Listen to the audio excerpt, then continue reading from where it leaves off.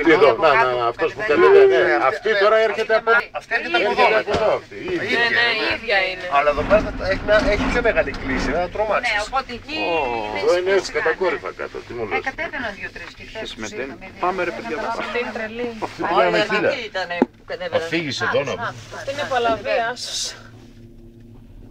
Εντάξει, δεν κάνουν αγώνες τρεσί τώρα, εντάξει, δεν είναι... Πώς κάνει σλάλομ ρε παιδιά. Εμείς κάνουμε σκι τουρισμού να Αυτοί πούμε. που να είναι και αθλητές, δεν είναι. Κάνουν προπονήσεις. Την άλλη φορά ήταν Πάντως η Ελλάδος εδώ έκανε προπονήσεις. Εντάξει, δεν έχει μεγάλη κλίση. Αυτό το κατεβάνω. Αυτός ξέρει και Κράτος κράτος. παιδί μου, τι δεν είναι μεγάλη και πώς είναι. Ευθεία είναι. Τι μου λες.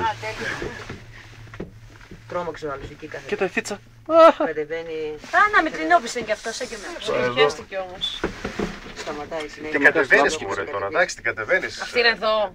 Όπως την κατεβαίνει και αυτή, έτσι. Σιγά σιγά, δεν κάνεις δυο Φαίνεται ότι είναι δύσκολο, άμα την ξεκινήσεις, βγαίνει. Το δύσκολο που λέει από το μου είπε ο Παναγιώτης αυτή τη μαύρη είναι.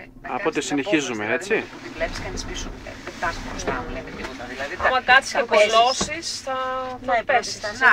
Αυτό που βλέπαμε το κτίριο. Εδώ. Όχι, δεν κατεβαίνουμε εδώ. Όχι. Μέσα λέμε. Να, που ερχόμαστε με Και το παίρνεις πόδι. το άλλο το λίγο. Εδώ σας έφερα. Ναι, εδώ πάνω, να, εκεί. Εκεί σταματάμε εδώ. Οπότε μπορούσε να έρθεις εδώ, καλά λέει. Και να πάρεις αυτό και να πας επάνω. Α, σωστά, μπράβο. Έχει ανταπόκριση. Αρκεί να βρεις θέση που μας έλεγε. Αρκεί όμως να βρεις θέση.